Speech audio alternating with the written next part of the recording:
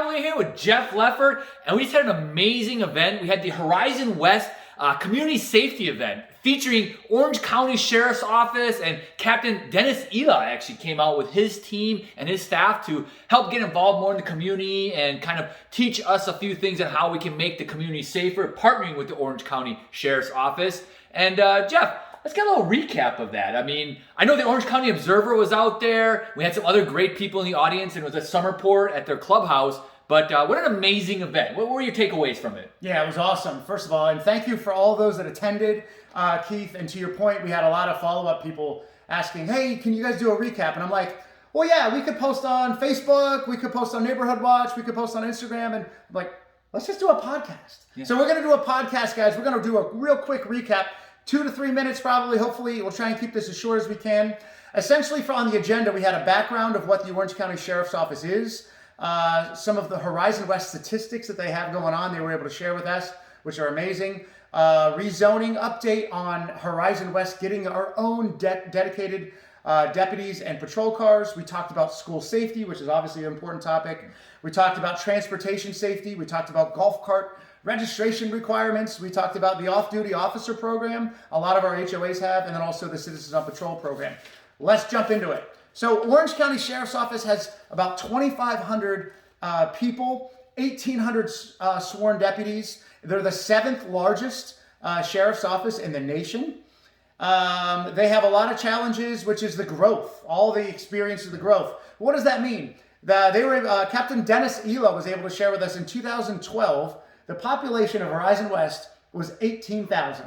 Wow. And now in 2022, we're at 70,000. And that does not appear to be slowing down anytime soon. So very shortly, in the next few years, we'll be over 100,000, which is a massive city for Horizon West. So the growth just continues to pop. Now, he also did touch on the staffing, which I thought was very interesting. He and his team are fully staffed at 130 deputies within the sector that they're and that's what they budgeted for. However, due to some attrition and some other things, they are currently at 105. So they're understaffed. Yeah. So that is a massive challenge that he talked about. Another interesting stat was every deputy that comes on board, it takes about a year and a half before they can go out on their own and patrol the streets. So there's a lot of time commitment into getting a deputies up and running for their before they go out on their own.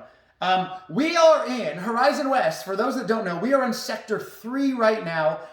Zone 31 Alpha.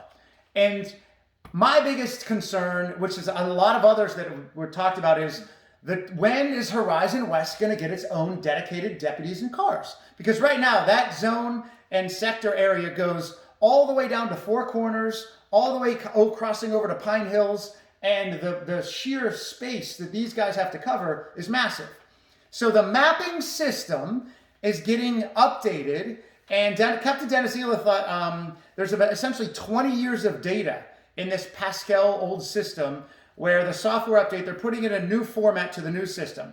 He was able to share, to give you an idea of how much data that is, they get about 1.3 million calls per year. Wow. And then you do the math on that over 20 years, that's like 22 million calls or something like that. So they're having a new system. That's what's taking the time for the rollout. Now, hot off the press, which was just shared this week, he's saying they're hoping to go live in April of 2023.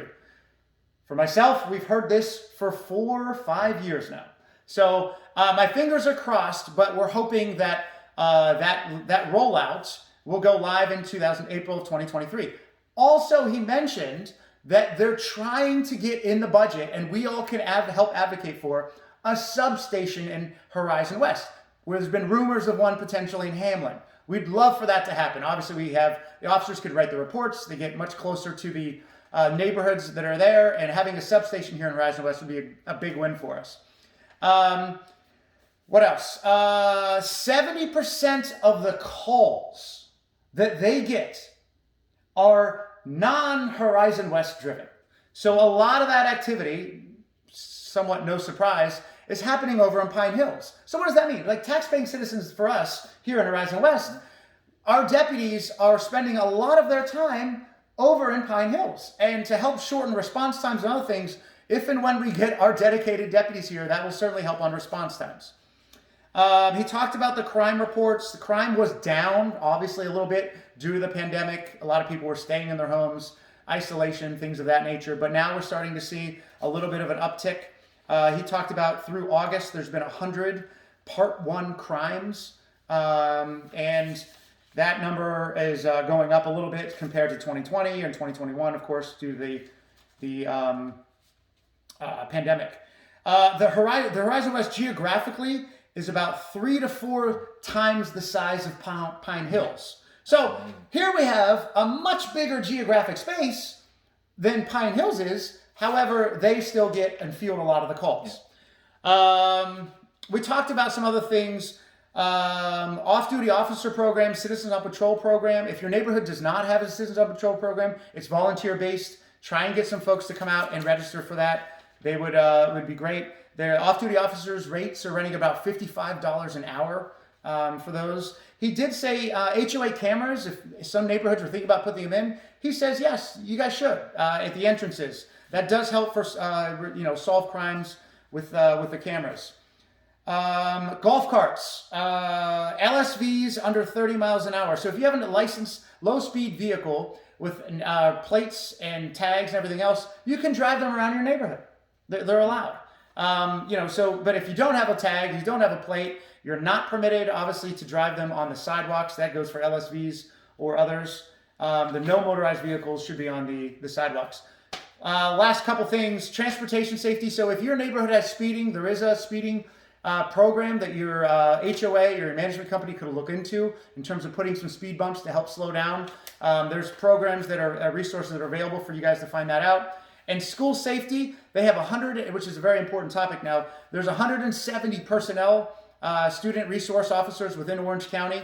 High schools have a minimum of 2 officers on their campuses. Elementary and middle schools mostly have 1 deputy. Some of the larger ones have 2 deputies. And that was about it. So we covered a lot of ground in that 75 minutes. I don't know how long this video is, maybe 4 or 5 minutes, but that was about everything that we captured. But it was a great event. Yep. And it was great to just see the citizens come out from the Horizon West area in Summerport especially, and just asking questions of the Orange County Sheriff's Office and getting that interaction and getting to know everybody and coming up with the best way to find a solution. So what a great event. Great recap, Jeff, for the Horizon West Community Safety event. Can't thank everybody for coming out enough, especially the Orange County Sheriff's Office and Captain Dennis Ela. He was phenomenal. So thanks for everyone coming out, and I think that's a wrap. Oh, one other thing. We want to thank our sponsor for the event, Marco's Pizza. Marco's Pizza came through for us. Thank you, Marco's Pizza, for that. And guys, thank you for watching, and make it a great day. Absolutely.